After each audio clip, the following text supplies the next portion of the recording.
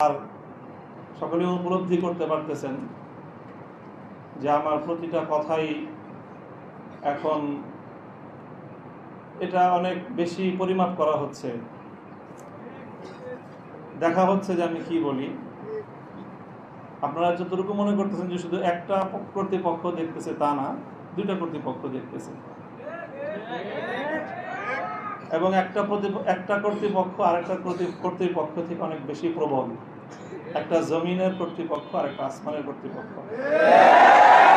আমি আপনাদের কাছে দোয়া চাই, জমিনের এই কর্তৃপক্ষ আসমানের কর্তৃপক্ষের প্রভাব যেন আমার উপর বেশি থাকে।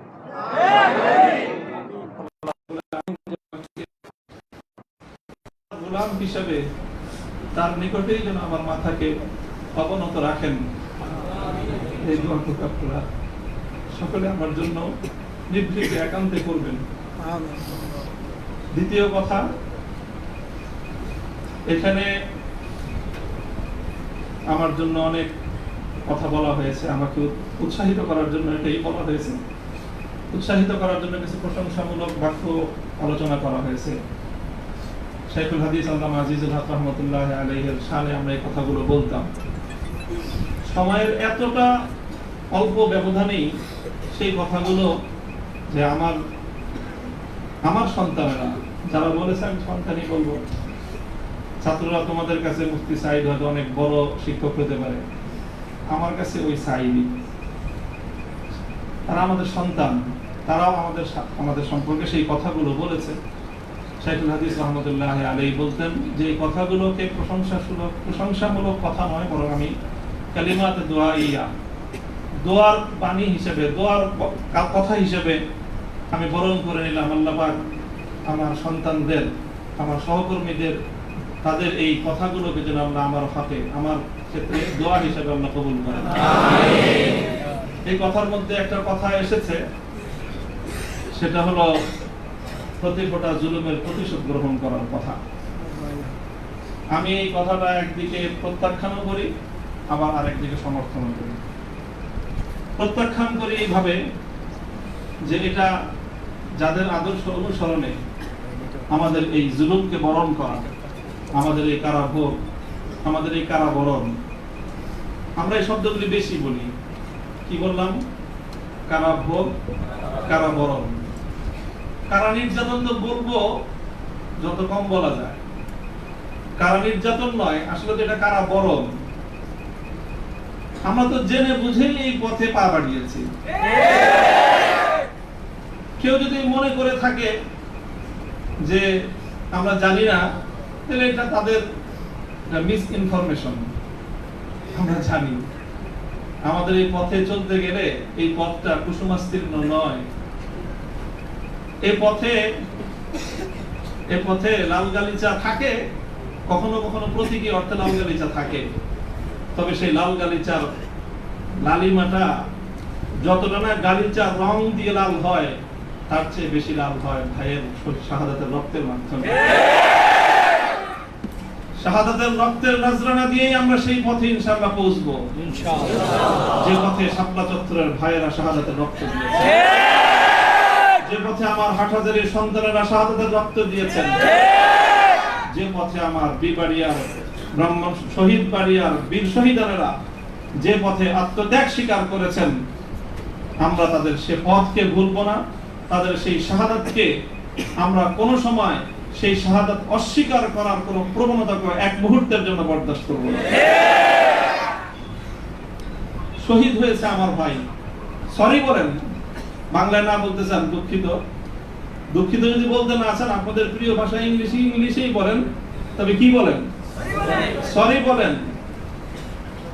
সে রক্তকে অস্বীকার করার চেষ্টা করবেন না।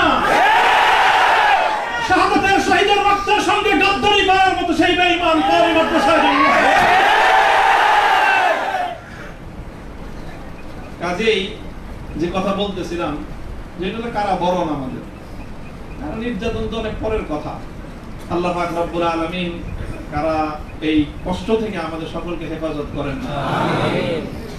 প্রতিশোধের যে কথাটা, সেটা আমরা তো পয়গম্বর আলাইহিস সালামের অনুসারী, নবী ইউসুফ আলাইহিস সালামের সেই বাণী লা তাসরিবা আলাইকুমুল ইয়াউম, গতকালকে আমি বলেছি, আজও বলছি, আমরা কোনো প্রতিশোধ গ্রহণ করি নাই, করতে চাই না।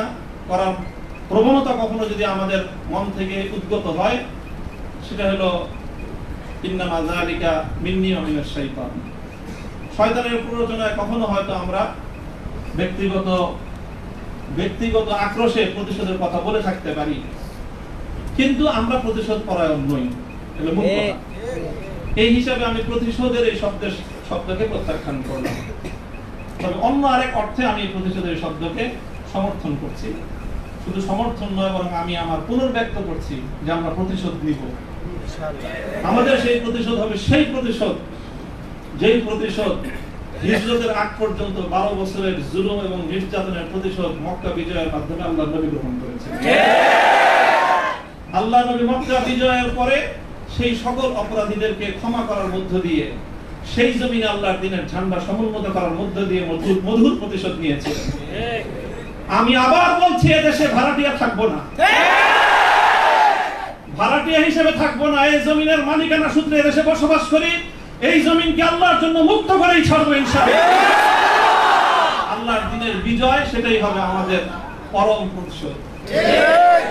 এবং যারা আমাদেরকে শত্রু ভেবে আমাদেরকে নিঃশেষ করার চেষ্টা করেছে, অপমান করার চেষ্টা করেছে, আমরা তাদেরকে সম্মানিত করে প্রতিশোধ দেব। আমরা তাদেরকে আদর্শের সোনালী পথে বরণ করে নেওয়ার মধ্য দিয়েই আমরা ইনশাআল্লাহ আমাদের আদর্শের বিজয়ের প্রতিশোধ গ্রহণ করব। আল্লাহ রাব্বুল আলামিন আমাদেরকে সে তৌফিক দান করুন। আমিন। আরেকটা কথা বলা হয়েছে, অনেকের কথার মধ্যে আসছে যে একটা ভবনের আলোচনা। এই ভবনটার গুরুত্ব একসময় আমার কাছেও খুব ছিল, 3 বছর আগেও খুব ছিল। যখন শুনলাম যে ভবনটা চলে যাচ্ছে, আমি তখন সর্বপ্রথম দুই রাকাত সালাতুল হাজাত করে দোয়া করেছিলাম যে আল্লাহ যেন খায়রের ফয়সালা করেন। আর এরপরে এখন আমার অনুভূতিটা হলো যে এরকম ভবন না থাকাই ভালো। না থাকা ভালো কেন? দাস্তারে না দারে মা গামে পেয়েছে না দারে মা হেয়েছে না দারে গামে হেয়েছে না দারে। এইরকম ভবন থাকলে এগুলোকে রক্ষা করার জন্য ডানে বামে অনেক কিছু তাকানোর প্রয়োজন হয়। ভবন নাই, রক্ষা করার জন্য কার পায়ের কাছে তেল মারার দরকার। আজ এখানে মাদ্রাসা, কালকে ইনশাআল্লাহ শাইখুল হাদিসের সন্তান মাহমুদুল হক সাহেব যদি নদীর পারে যে বসেন, ইনশাআল্লাহ এই কেরানীগঞ্জের ওই একেবারে ধুলের চরে বা কোন রুটের চর, কোন চরের মধ্যে এসে বড় মাদ্রাসা হবে। প্রয়োজন নাই ভবনের, প্রয়োজন নাই মাদ্রাসার স্থাপন কোন সম্পত্তি। ওই পুরাতন যুগে ফিরে যেতে হবে আমাদের। স্থায়ীভাবে আমি এই কথা বলতেছি। এই বিশাল বিশাল আলিশান ইমারত সাজায়, আর সেই ইমারতের মধ্যে সুন্দর সুন্দর আরামদায়ক বিলাসী রুম সাজায়, সেখানে বিলাসী এলেম চর্চা। আমি এই কথাটা আমার কাছে খুব মনে পড়ছে, বিলাসী এলেম চর্চা। আজকে আমাদেরকে এই বিলাসী এলেম চর্চায় পেয়ে বসেছে। বিলাসী এলেম চর্চার পথ বাদ দিয়ে আমাদের আকাবের এবং আসলাফদের মতো সেই খেজুর গাছের তলায়, বট গাছের নিচে সালাদ চাটার উপর বসে আমাদেরকে আল্লাহ ও তাআলার রাসূলের তালিম দেওয়ার সেই সবক গ্রহণ করতে হবে। তাহলে ইনশাআল্লাহ আমরা বাতিলের তাখতে তাউসকে উল্টে দিয়ে সেখানে আমরা কালেমা ঠান্ডা সমন্বিত করতে পারব। মোল্লা মুহাম্মদ ওমর রাহিমাহুল্লাহু তাআলা, তিনি সারা পৃথিবীর সুপার পাওয়ারের সাথে টক্কর দিয়েছিলেন। আমাদের বাংলাদেশের মধ্যে কোনো গণভবন আর সংসদ ভবন, বঙ্গভবন কিছুই ছিল না। কান্দাহারের ছোট্ট একটা ঘরের মধ্যে ভাঙ্গা খাটের উপরে বসে টক্কর দিয়ে দিলেন তো সুপার পাওয়ারের সাথে। সারা দুনিয়া মনে করলো যে বেকুবের দল। 20 বছর পর আল্লাহ দেখা দিলেন তারাই বিজয়ী দল। তবে একটা দুঃখ আমার, আমি এই গোটা প্রসঙ্গের সঙ্গে যারা যারা সম্পৃক্ত, অধিকাংশই আমার সম্মানিত, অনেকে আমার মুহতারাম উস্তাদ, শুধু উস্তাদ না, অনেকে এমন আছেন যারা উস্তাদে মুতাওয়্যিব, অর্থাৎ আমি আমার মতো করে শাইখুল হাদিস রাহমাতুল্লাহ আলাইহি আমাকে যাদের তত্ত্বাবধানে গড়ে তোলার চেষ্টা করেছেন, শুধু আমাকে না, আমার ভাইদেরকেও, মাহফুজ সাহেব হুজুর এবং আমি, আমরা দুইজন বিশেষ করে, ওনারা অনেকে এখানে আছেন। কাজে তাদের প্রতি কোনো ধরনের অসম্মান হয়, অমর্যাদা হয়, সেই কথা আমি বলবো না। কখনো ভুলে বলে থাকলে সেটার জন্য আমি নিঃস্বার্থ ক্ষমা প্রার্থনা এখনো করছি, যে কোনো সময় করব, যে কোনো ভাবে করতে হয় করব। তবে একটা কথা, তবে একটা কথা, দুঃখের কথা, হৃদয়ে রক্তক্ষরণের একটা কথা, সেটা যদি আমার বাবার দ্বারা সেই ভুলটা হতো আমি বলতাম, সেই ভুলটা যদি এখন আমার অভিভাবক মাহফুজ সাহেব যদি সেই ভুল করেন সেটাও আমি বলবো, সেই ভুল যদি আমিও করি আমাকেও যেন আল্লাহ পাক সেই ভুলটা অনুভূতি দান করেন। সেটা হলো যখন এদেশে মূর্তির বিষয় নিয়ে বিতর্ক তৈরি হলো, ভাস্কর্য নামে জাতীয় পর্যায়ে মূর্তি তৈরি হবে কি হবে না এই বিষয়ে যখন বিতর্ক, তখন আপনারা সেই বিতর্কের মঞ্চে ডিজিটাল ছবি তোলাটা কতটা বড় অপরাধ, কতটা বড় অন্যায়, কত বড় গুনাহ সেই মাসলা নিয়ে আসলেন। দুঃখটা এই জায়গায় আপনারা সেই মাসলা উত্থাপন করে তখন এই মূর্তি এবং ভাস্কর্যকে প্রকারান্তরে বৈধতা দেওয়ার চেষ্টা করেছেন। আপনারা বোঝানোর চেষ্টা করেছেন যে আজকের একটা ছাত্র ফেসবুকে তার ছবি আপলোড করা যতটুকু বড় অপরাধ, বাংলাদেশের স্বাধীনতার স্থপতি মরহুম বঙ্গবন্ধু শেখ মুজিবুর রহমান সাহেবের ৬০ ফুট লম্বা ভাস্কর্য নামক মূর্তি স্থাপন করা সমান অপরাধ। এটা বোঝানোর চেষ্টা করেছেন আপনারা। ব্যাপারটা কি এক?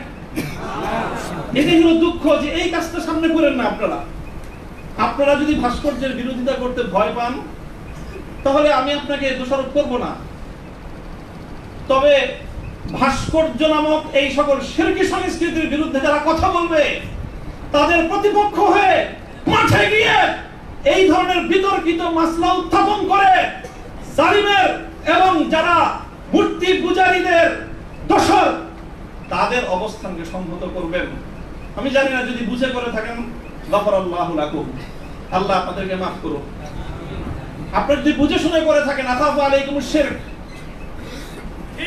আখাফু আলাইকুমুশ শিরক, না বুঝে করে থাকেন সেটাই আমার ধারণা যে আপনারা অনেক বড় বড় আলেম, রাজনৈতিক প্রজ্ঞা আপনাদের কিছুটা ঘাটতি থেকে থাকতে পারে এই ক্ষেত্রে অন্তত।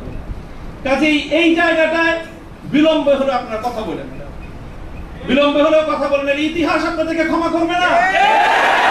মনে রাখেন না যে আমরা হেফাজতে ইসলামের কিছু নওজওয়ান আলেম এবার যেটা করছে সরকার একটা ভালো বুদ্ধির কাজ করছে, আগের বার থেকে আগের অতীত থেকে তারা শিক্ষা নিছে।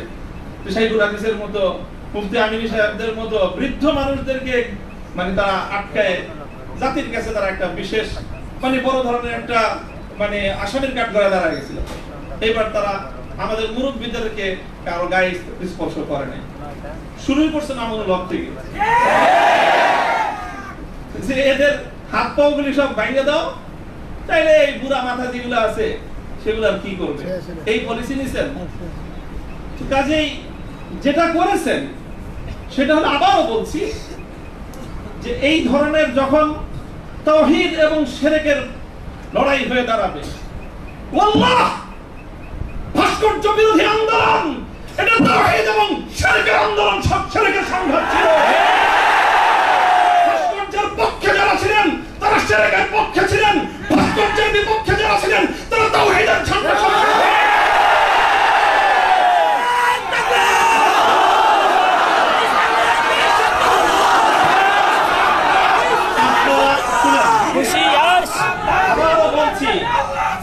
ভাস্কর্যের পক্ষ বিপক্ষের এই লড়াইকে একজন মরহুম মুসলিম নেতা মরহুম বঙ্গবন্ধু শেখ মুজিবুর রহমান সাহেবের ব্যক্তিত্বকে মাঝখানে এনে বিষয়টাকে ভিন্ন রং দেওয়ার চেষ্টা করা হয়েছিল।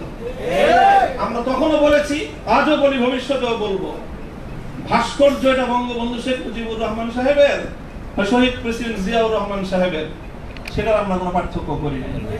আমি এই কথাও বলেছি, ভাস্কর্য যদি স্বয়ং আমাদের মুসলিম জাতির পিতা খলিল ইব্রাহিম আলাইহিস সালামের হয় তাহলে সেই ভাস্কর্যের সাথে কি আচরণ করতে হয় মুহাম্মদুর রাসূলুল্লাহ শিখিয়ে দিয়ে গেছেন। আল্লাহ রাসূল সাল্লাল্লাহু আলাইহি ওয়াসাল্লাম মক্কা বিজয়ের দিন বাইতুল্লাহ থেকে যেই মূর্তিগুলো বের করেছিলেন, যেই ভাস্কর্যগুলো বের করেছিলেন, তার মধ্যে তো একটা ছিল ইব্রাহিম আলাইহিস সালামের মূর্তি।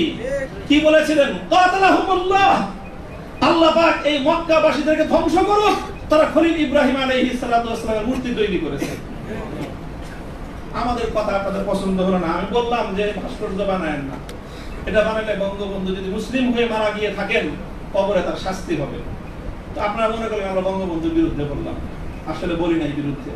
তিনি যদি, আবারও বলছি, যদি আল্লাহ তাকে ঈমানের সাথে খাতেমা দিয়ে থাকেন, আমি জানি না তার কি অবস্থায় মৃত্যু হয়েছে সেটা কেউ বলতে পারবে না, তাহলে তার ভাস্কর্য, তার মূর্তি তৈরি করাটা এটা তার সঙ্গে চরম বিশ্বাসঘাতকতা। সর্বশেষ কথা হলো এই, খলিল ইব্রাহিম আলাইহিস সালাতু ওয়াস সালামকে যখন এই মূর্তি বিরোধী আন্দোলনের, মূর্তি বিরোধী কার্যক্রমের পরিণামে নমরুদ কি করেছিল? অগ্নিকুণ্ডে নিক্ষেপ করেছিল। এটা সবাই জানি আমরা। কিন্তু অগ্নিকুণ্ডে নিক্ষেপ করাটা এটা নমরুদের প্রধান শাস্তি ছিল না। নমরুদ ইব্রাহিম আলাইহিস সালাম থেকে যে প্রতিশোধটা গ্রহণ করেছিল সেটা কিন্তু প্রধান এটা ছিল না যে নাকি কি করেছে, আগুনে নিক্ষেপ করেছে। আরে খলিল ইব্রাহিমকে আগুনে নিক্ষেপ করে আর কি প্রতিশোধ দিবে? যে বেটা তার প্রাণাধিক প্রিয় সুপুত্রকে আল্লাহর জন্য হাসি মুখে কোরবানি করতে চায়, তার নিজের জীবনের দাম তার কাছে আর কতটুকু, তার কি মারবে আর কি জ্বালাবে? সবচেয়ে বড় যে জঘন্য কাজটা নমরুদ করেছিল সেটা হলো ইব্রাহিম আলাইহিস সালাতু ওয়াস সালামকে অগ্নিকুণ্ডে নিক্ষেপ করার আগে ওনাকে বিবস্ত্র করে ফেলেছিল। ওনার সারা শরীর থেকে কাপড় খুলে ফেলেছিল, বাংলায় বুঝেন নাই, উলঙ্গ করেছিল। আল্লাহ পাক রব্বুল আলামিন ইব্রাহিম আলাইহিস সালামকে একজন একটা পুরস্কার দিলেন। সেই পুরস্কারটা আল্লাহর নবী বলেছেন, আউয়ালু মান ইউসা ইয়াউমাল কিয়ামাতি ইব্রাহিম খলিলুল্লাহ। ও ইব্রাহিম, মূর্তির বিরুদ্ধে বিরুদ্ধাচরণ করার কারণে মূর্তি পূজারীরা তোমার শরীর থেকে সম্মানের আবরুর কাপড় খুলে নিয়েছে। কিয়ামতের দিন যখন সমস্ত মানুষ বিবস্ত্র থাকবে, সর্বপ্রথম আমি তুমি ইব্রাহিম খলিলকে কাপড় পরায়ে সমস্ত মানুষের সামনে সম্মানিত করব। আমার কেন জানি মনে হয়েছে আমি একজন অপরাধী, অনেক অপরাধের শেষ নাই, আমার ভুল ত্রুটির কোনো শেষ নাই। ওই যে বললেন না আব্দুল বাসিদের 42টা মামলা, মামলার তো অভাব নাই। এই যে কোনো মামলায় ফাঁসি দিতে পারেন, ফাঁসি দিতে তারা অন্য কিছু লাগে না। আদালতে তারা এক মহিলা আইনজীবী বলে, আরে বিচার করার জন্য এত কিছু লাগেনি কি আমাদের? এর চেয়ে কত হালকা সাক্ষ্যতে আমরা মানুষের বিচার করে ফেললাম। ওপেন আদালতে বলতেছে এই কথা, বিচার করার জন্য খুব কিছু লাগে না। হত্যা মামলা কতগুলো আছে আমার না, ছিনতাই মামলা আছে, পকেট চুরির মামলা আছে, চুরির মামলা আছে, সব মামলাই তো আছে। যে কোনো মামলা দিয়ে ফাঁসি দিয়ে দিতে পারেন। আপনারা চেষ্টা করেছেন বিবস্ত্র করতে, বিবস্ত্র করতে চেষ্টা করেছেন, তবে একটা জিনিস ভালো করেছেন, আপনারা যেই কেসটাকে বিবস্ত্র করার জন্য বেছে নিয়েছেন সেই কেসটা ছিল খুব দুর্বল। আগামী 50 বছরের জন্য ওলামায়ে কেরামের বিরুদ্ধে এই ষড়যন্ত্রের দুয়ার রুদ্ধ হয়ে গেছে। আপনারা যদি এই ধরনের ষড়যন্ত্র করতে থাকেন, জাতি আবার নতুন করে বলবে। এতদিন বলতো ইউসুফ আলাইহিস সালামের বিরুদ্ধে যে ষড়যন্ত্র করছে, মামুনুল হকের বিরুদ্ধে সেই ষড়যন্ত্র, সামনে বলবে মামুনুল হকের বিরুদ্ধে যে ষড়যন্ত্র হয়েছিল, আব্দুল্লাহর বিরুদ্ধে সেই ষড়যন্ত্র। আমি আপনাদের কাছে দোয়া চাই, আল্লাহ রাব্বুল আলামিন যেন আমাকে এটার বিনিময়ে ইব্রাহিম আলাইহিস সালাতু ওয়াস সালামের সঙ্গী করে কিয়ামতের দিনে আমিন। আল্লাহ পাক রব্বুল আলামিন আপনাদের সকলকে জাযায়ে খায়র দান করুন। আর অনেক বড় কথা আছে যে আমার এই সম্পূর্ণ এই যে আমার বিরুদ্ধে এত কিছু, এত বড় অভিযোগ বা এতটা মানে নিষ্পেষণের শিকার আমি কেন হলাম, এই কারণটা এখন আমি বলবো না, তবে আপনাদের সকলকে বলবো বাবরি মসজিদের জন্য আপনারা দোয়া করবেন ইনশাআল্লাহ। ওয়া আখিরু দাওয়ানা আলহামদুলিল্লাহি রাব্বিল আলামিন।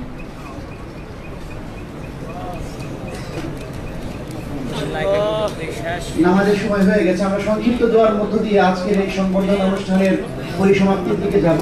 এ পর্যায়ে সংক্ষিপ্ত দোয়া করবেন অত্র জামিয়ার সম্মানিত মুহাদ্দিস হযরত মাওলানা মুফতি হিফজুর রহমান সাহেব। হুজুরকে দোয়া করার জন্য অনুরোধ করছি। এই জাওয়াত ভাই নিয়েন তো, সকলেই বসি, অল্প সময় সংক্ষিপ্ত দোয়া হয়ে নামাজ হবে, সকলেই বসি, দোয়ায় অংশগ্রহণ করি। اللهم أيد الإسلام والمسلمين، اللهم انصر الإسلام والمسلمين، واخذل الكفرة والمبتدعة واليهود والنصارى والمنافقين والمرتدين، اللهم شتت شملهم، اللهم مزق جمعهم، اللهم دمر ديارهم، اللهم خرب بنيانهم، اللهم زلزل